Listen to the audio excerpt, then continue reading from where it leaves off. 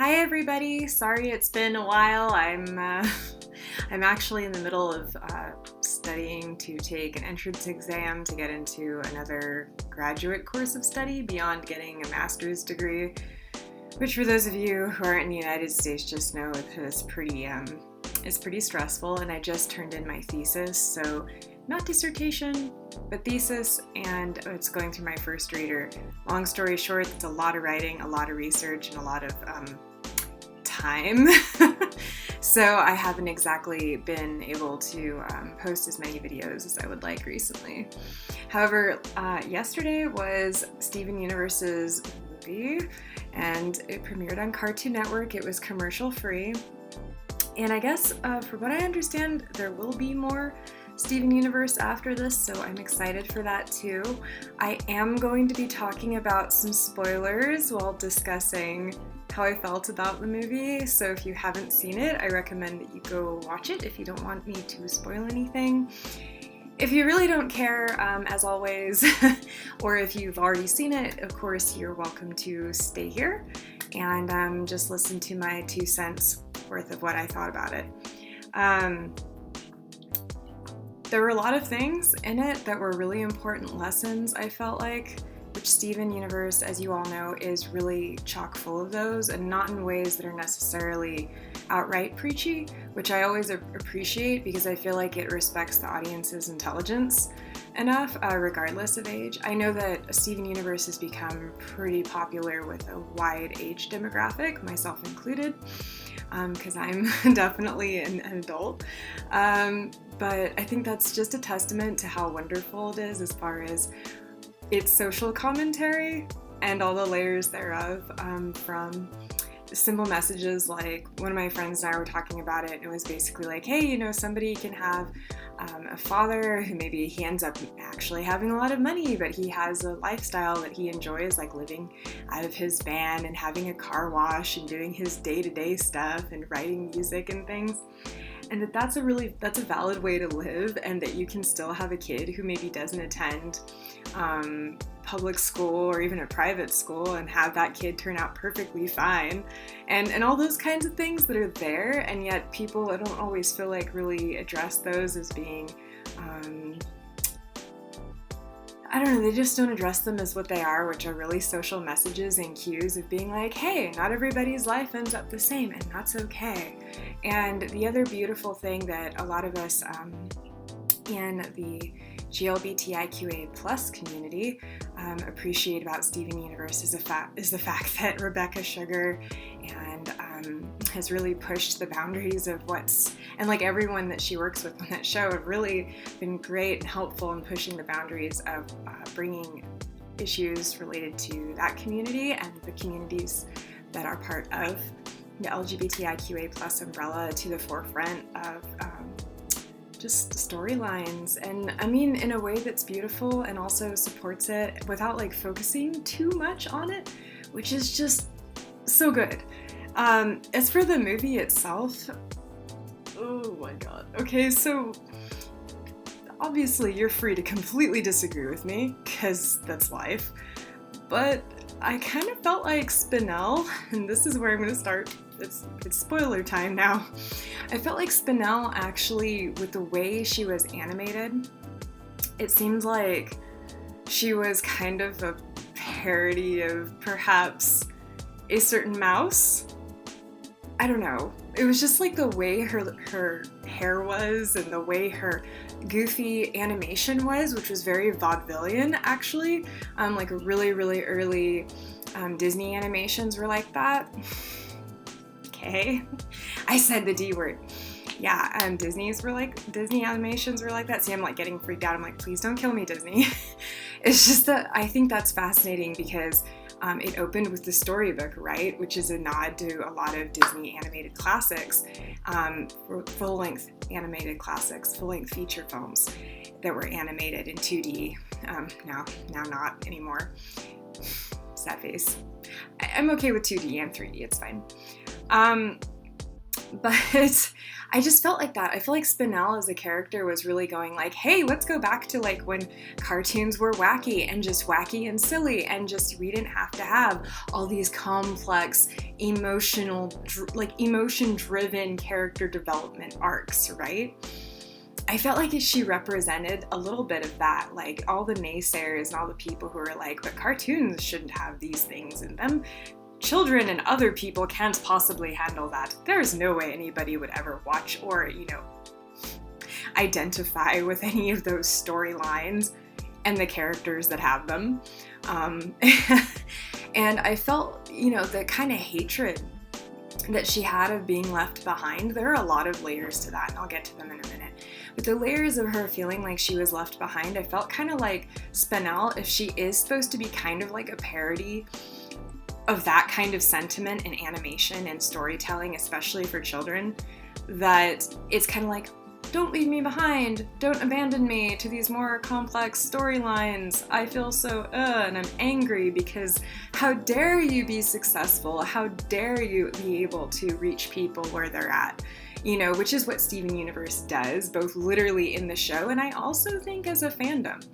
And that was part of my take on, I'm so excited, part of my take on Spinel as a character. And I also felt like, there's just so much to her, actually. She really annoyed the hell out of me, I'm gonna be completely honest with you, but I think that was completely purposeful. I think it was kind of like all this being like, really, because again, it's kind of, I think she's meant to represent that whole kind of genre of cartoons, that they can be funny and they can be slapstick, and that's cool. They do it well, the ones that do it well. The ones that don't and are just pointlessly like the lowest common denominator humor constantly, and that's all they are.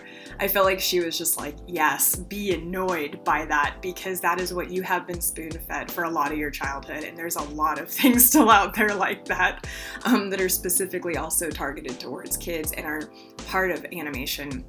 And here in the United States, there's a growing amount of more like animation that is for young adults and adults, but it's not entirely like that yet. So anyway, yeah, Spinel also, I felt like, along with that sentiment of don't leave me behind and all those things, it's really sad that Pink did what she did, but I also feel like, and I am in no way excusing what Pink did, by the way, because what she did was abusive. But when Pink went ahead and left Spinel there, I thought to myself, oh man, this is, oh my goodness, oh my goodness, I'm trying not to use my old California slang of, oh man. But anyway, oh my goodness, like, it was so bad, y'all, it was bad. Like, I sat there and I was like, this is so indicative of what happens when you're in like an abusive family. And then the family is like, hey, look, here's this nice thing that we're gonna grant you because we're so great, right? Which is the garden. And look, we're even gonna grant you this privilege of having this person with you. Oh my goodness, they're allowed to hang out with you, right? And then to have perhaps Spinel not understand that Pink may have grown suspicious of her during their time spent in the garden, and that she may have believed that Spinel was in on that whole kind of that emotional abusive circle that existed, and Spinel wasn't actually at all. She actually did just want to be her friend, and letting that paranoia, that emotional abuse can understandably cause somebody take over and cause them not to like treat them like a friend, where you would confront, hopefully, and confide in them and being like, hey, are you really my friend, or are you sent here to be my friend? And then all that kind of thing. And so not confiding in them, not trusting them enough, thinking that they're all part of that group and they're there to just keep you there. And so the thing that you do is, the moment you see an out, right, from that circle, you leave and you don't look back, right? So if you think of it from the standpoint of being in an emotionally abusive family, it made more sense. doesn't excuse the fact that Pink ghosted her and also abused her in a way, definitely, and left her behind under the assumption that that she was there under somebody else's orders, right? Because of course, why would Pink think anything else, right? The Diamonds order everybody around. So of course she'd think that Spinel wasn't actually her friend. So it was sad. So when I look at Spinel as a character, I'm like, you're actually a really good person, obviously. It's just you got caught up in family abuse politics and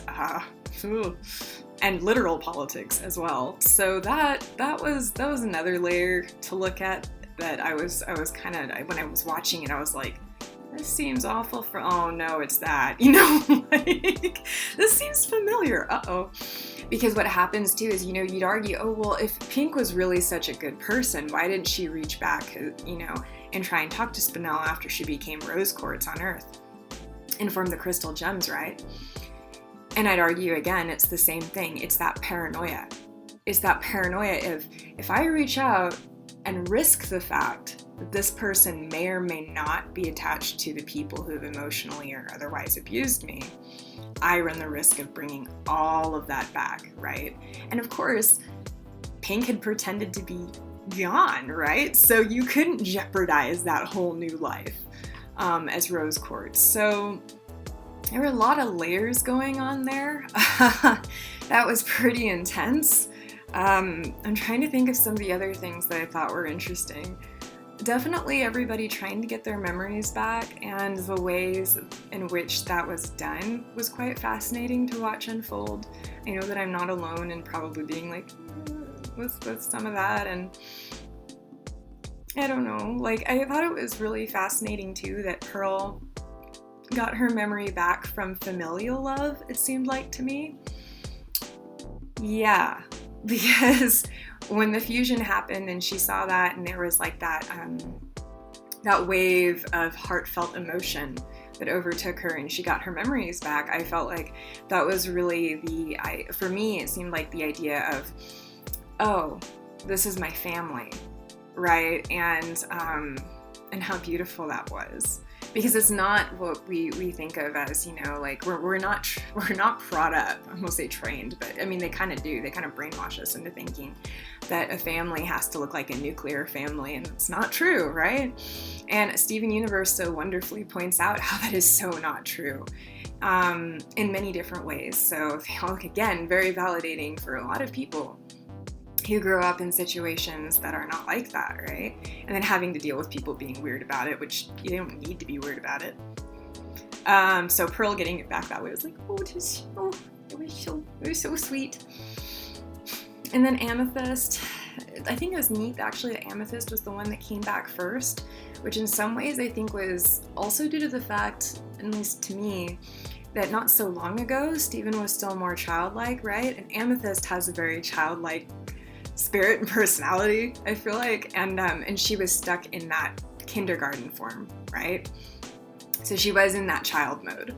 And so I thought it was very telling that Steven could get her memories back first, right? And then you have Garnet, and Garnet was just,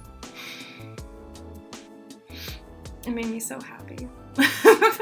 Like when the memories were returned, I was just like, good. And then we got another good song, and there were so many good songs, by the way. I'm sorry it took me this long to say anything about it, but so many good songs. And I really loved the way that Steven got his back. That was cool too.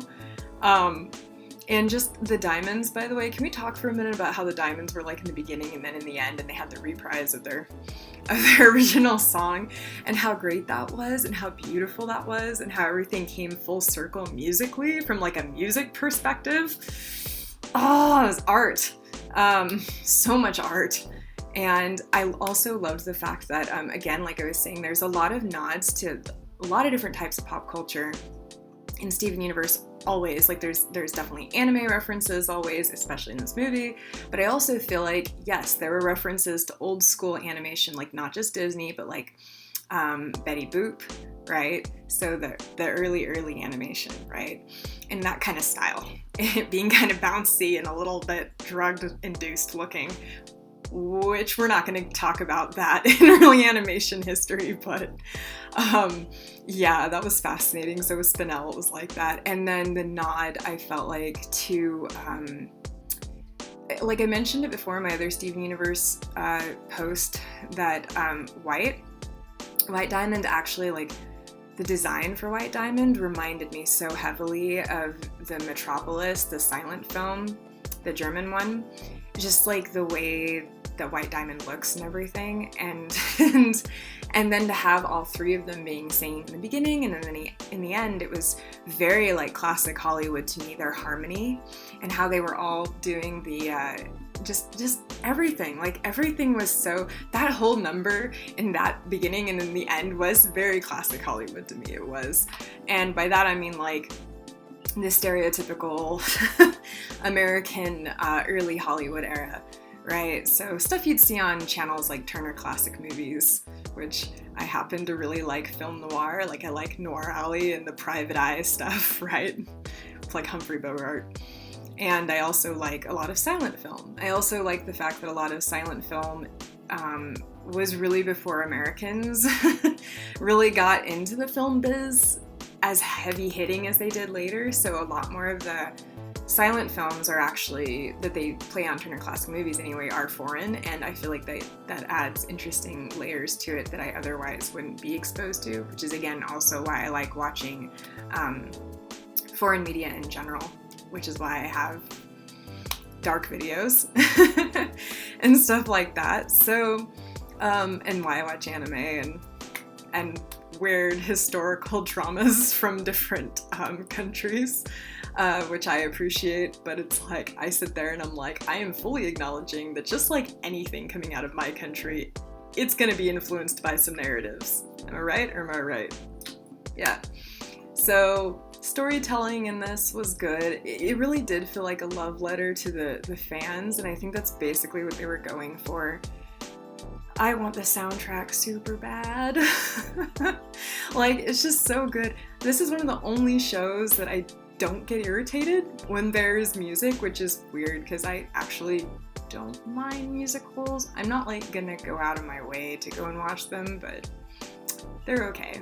And with classic movies, I'm just kind of like, oh yeah, it's a classic movie, they're gonna start singing. I mean, not always, but you know, Fred Astaire and Ginger Rogers and different things on that era, there's all the dancing and the y'all probably are like, what are you talking about? Let me just say that those two make dancing at that level look incredibly easy, and it's not. So just like with this movie just was so gorgeous to look at, and I know it was probably not easy to put together.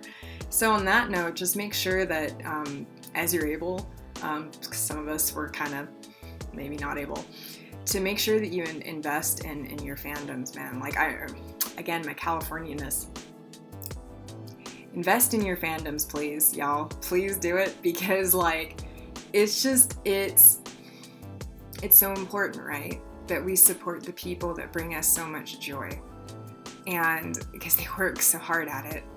I mean, if you don't know any friends, or like you don't have any friends like I do that are artists, or you don't stop by, can't really think of anybody I know that goes to conventions that doesn't stop by Artist Alley or doesn't stop and talk to the guests, right, from the different TV shows and movies and different things. But just, I don't know, I always feel like it's important to be like really appreciative unless they've done something that you hate, and then you're kind of like, hey, so this was cool, but that was kind of not.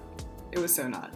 So I guess what I'm saying is support people, please. If you're able to monetarily do, if you're not, just share their work with credit fully given, okay? I don't mean to be like the preachy parental unit of doom on the internet, but yeah. So, good feels. I'm trying to think. I didn't look at my notes this whole time because I was a dork and I wrote notes for it. So let me see. Did I miss anything? Oh yeah, that's pretty important. So there was one other thing that I wrote down immediately after I watched it. And that was everybody getting their memories back had to do with, my writing is always so much better than when I speak. is that when there's different memories that people were getting back, that it has that angle of what makes someone a full person or themselves as part of their life's journey, right? And that teaching that the level of importance, that level of importance of respecting that each person's life journey is different, and that what is most important at that time that is a key component to who they are can change, right, as their life continues. I think that's a really cool thing to be alluding to or literally gesturing at, and I felt like the whole memory thing really did that. It executed it very well. And I think, let's see, yeah, basically, yeah, of course it's going to be an individual thing because the person concerned is an individual, right? So I think that's it. I think that's all. Oh yeah, no, that is one other thing I was sad about. I'm sad that Paradizzle and Lapis didn't fuse, but maybe in the future. So that has been my ranting and raving about Steven Universe. What did you think about it? Did you like it? Did you not like it? Why? So yeah, just I hope you did enjoy it. If you didn't, I'm kind of curious as to why you didn't, because I'm sure you have reasons. I think until then, I think the next thing I'm going to be doing is probably a short video about Hilda from Netflix, because I really enjoyed that. I watched the entire series like in I think 2 nights. It was weird. It was like both days blurred together because I was working, and anyway, yeah, with a friend, and it was just really great. So if you haven't seen Hilda, go watch it because my next video is going to be about it. And there is a season 2 for that coming out too.